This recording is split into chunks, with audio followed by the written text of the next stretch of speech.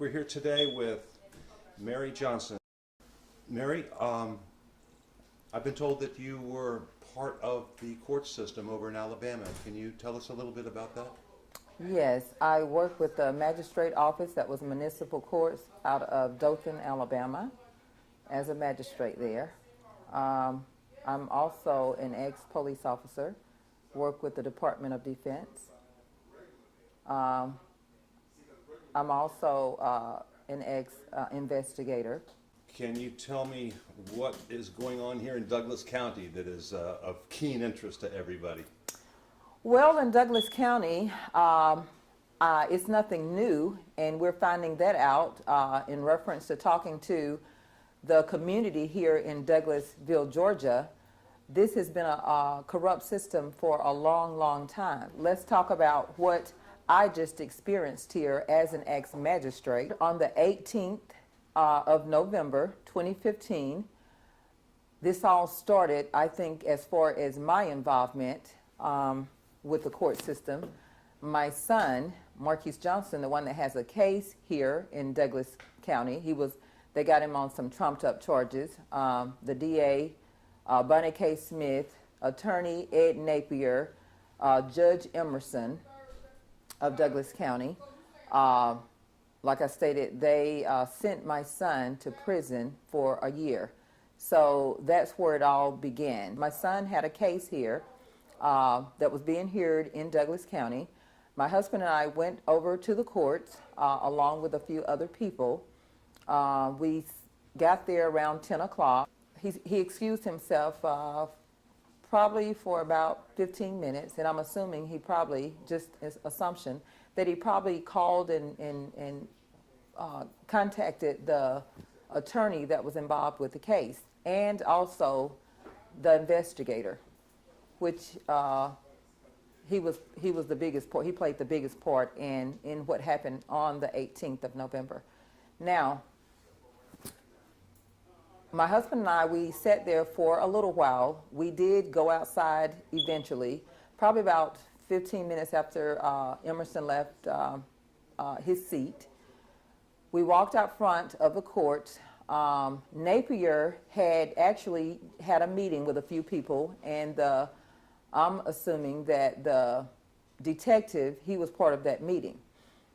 Now, what followed afterwards shocked me, and I'm quite sure it's going to shock a few other people, as far as how far they will go as far as their criminal activities and how far they will go to cover their activities up.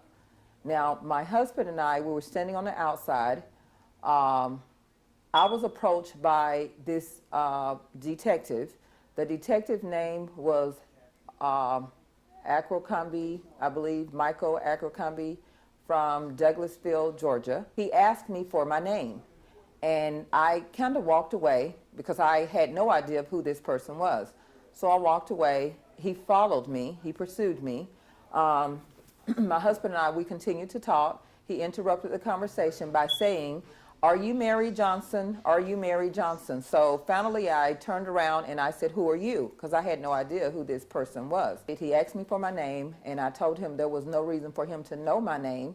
And after he asked me several times, I said, "My name is Mary Johnson." He said, "I have a warrant for you." And I said, "Well, you can't have a warrant for me because I have no warrants out there. I hold a security clearance, okay? Had my security clearance for years. My security clearance is active, and you cannot receive one with anything on your record." He continued to say that he had a warrant. I asked him to produce the warrant. He could not produce a warrant because there was never a warrant out. Maybe there was a warrant on some person, but it wasn't me. So anyway, after that, he proceeded to ask for information, my driver's license. I told him I did not have a driver's license with me. I did not have to produce or show him anything.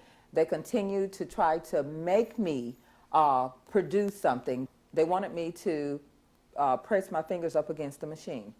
I told them, no, I would not. There was not a warrant. There was no reason for them to do this. After he saw that he was not going to get my fingerprints, they took the handcuffs out and they placed the handcuffs on me, and I told them that they were absolutely wrong and this was a criminal act, and it was. Now, what happened next is after they put the handcuffs on me, they took me to jail, to the city jail. They booked me in and they sent me over to the county jail. They called it obstruction of justice, but they absolutely obstructed my justice. I sat there overnight, and it was absolutely totally outrageous. I could not believe that this was going on. After they put the handcuffs on me, my husband is retired military. They forced him to place his hands upon the printing machine as well. They asked him for his ID too, I do believe. He did comply. Well, no, they pretty much forced him to do it. He's a retired vet. They forced him to put his fingerprints on the machine, which was illegal and unlawful. This was a criminal act not only upon me, but upon the courts, because we actually went to court. When I appeared in court, Judge Caldwell was the attorney. Judge Caldwell was the attorney sitting on the bench. My bond was set at $1,500. Judge Caldwell did listen to both sides of the story. I think in her mind she must have been, she probably knew that he was making something up. She had to actually stop this detective at one point, and she did tell me, Ms. Johnson, I'm going to go ahead and set your bond so you can get out, and that was that. But this was a criminal act. This was criminal act upon the courts. So what we need to do is we need to find a way to absolutely deter these criminals from performing these acts on other citizens. It's totally outrageous, it's unlawful, and it is the most ridiculous thing I've ever seen or experienced. Can I ask you if, in your opinion, you feel like this situation is common in other states and other counties? Oh, absolutely. This is very common. It's happening around the world. We hear people, they bring in different cases, they talk about different cases. We go out and we go within our community. We have heard of some horrific stories, and especially right here in Douglasville. We know that Douglasville, for some reason, they are kind of out of the, well, I'm quite sure they're not out of the ordinary as far as their corruption goes, but this is going on around the world. They're just committing criminal acts. Okay. I was there. I saw almost everything. I didn't see them actually initially taking you in. But this was an orchestrated event that centered around what appeared to be a false charge that they were accusing you of, a warrant that, to my knowledge, still doesn't exist. Did you have any confirmation that there was any such warrant out there? No, they knew there was no warrant. He absolutely knew the warrant did not exist.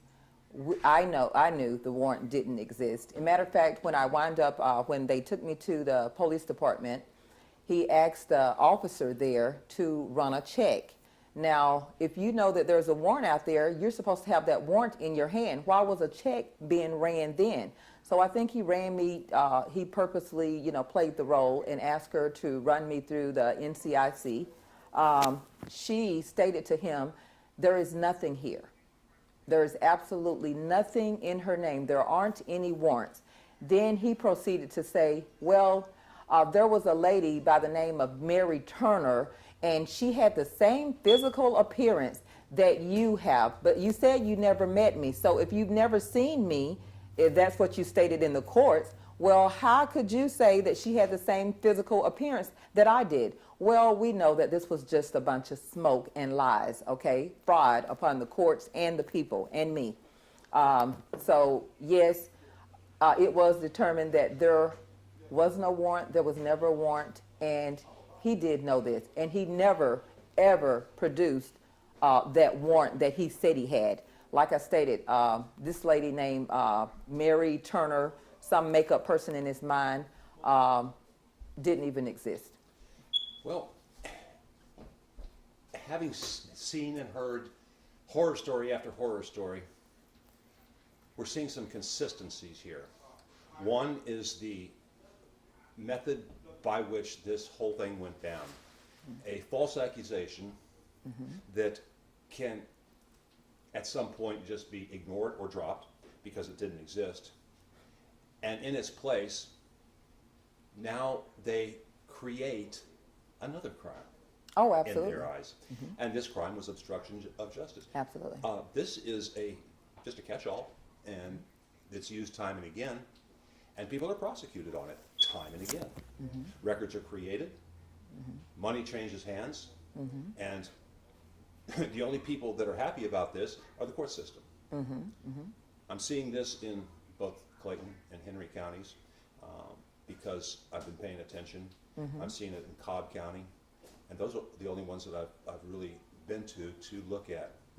But the whole scenario is that we have a judge, we have a prosecutor, and we have an attorney that all have one thing in common. They are all bar card carrying attorneys. Yes, they are. So you're walking into, in effect, what is a monopoly Absolutely. with no chance to defend yourself. They are either allowing your bought and paid for attorney or court appointed attorney to represent you, to be your ward. And you're thinking, I will get justice. I know I'm right. But Mary, how many people are walking into the court with that same feeling only to find out that they're now prosecuted, now indicted, and now incarcerated, even though they did nothing wrong? As a former magistrate, as someone involved in law enforcement, what do you think are the steps that we, ordinary people, should be taking to rein in this monster called the court system? Well, we have most definitely got to get the communities as a whole. We've got to get people involved. We have got to bring people along with voices, okay? People, ordinary citizens, that's all it takes. It takes a mass of people to stand up against the tyranny, because that's what it is. And it's going on around the world. We've got to come together and we've got to shout it out that this is wrong, and we, the citizens, will not tolerate this any longer, because this is criminal and it's absolutely tearing families apart, built upon lies. We have now identified a problem, but we haven't really gotten to the nuts and bolts of the solution. And that's what this particular video is going to be focused on, is the solution. You are not one to stand down. You have courage, and you have character, and you have a sense of righteousness that is, or should be, the envy of many. I know I'm proud to have gotten to know you. And one of the things that we have discussed is the solution. And that solution is to bring the people together. Right. Now, many times it's tough, because we find people that have this desire, this strong desire to do something about it, but so few will actually stand up and do Act. Absolutely. Okay? I find that in my county. I can only find a handful of people at any one time that would show up, knowing the importance of the issue we're talking about. And I'm willing to lend my assistance and those few that I can bring right here to Douglas County. Okay. All right. And I'm going to suggest that we do so at the Board of Commissioners meeting. We videotape this, and we charge that Board of Commissioners with the crimes that they are guilty of for allowing this to occur against the citizens of this county Right. in full knowledge of what the crimes are. Right. Right. They are being, if I'm not mistaken, advised by the county attorneys, aren't they? Oh, you got it. Absolutely, they are. So You got it. who do the people we elect listen to? Us or the Esquires? They're listening to the Esquires, but they have to listen to the people. We must bring that to the forefront. I know it's been hard, but the thing is sometime once the ball starts to go down, starts rolling down the hill, well, that ball becomes big, okay, and bigger and bigger and bigger until it knocks the corruption down. And we have got to be that big ball. As a community, we have to come together. We have to get other people on board. We can't do it alone, but we can call in other organizations, and we can make it happen. This is a new day because with your involvement, you bring a new ingredient to the table. As someone formerly involved in the court system, your credibility is unchallenged, and your knowledge of the crimes that are occurring is not and cannot be rebutted.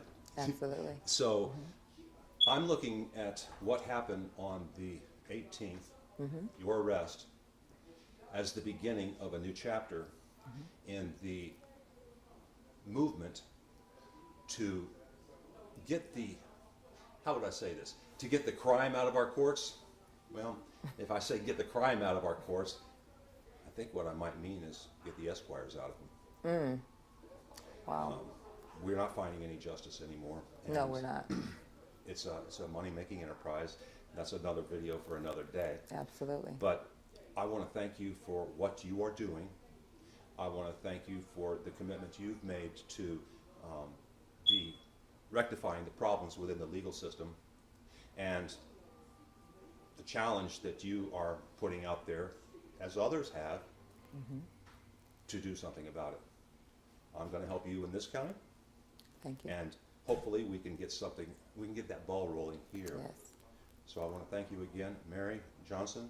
It's a pleasure doing this, and we will have more to say on this issue at another time. And Thank you. that will wrap it up. Thank you very much.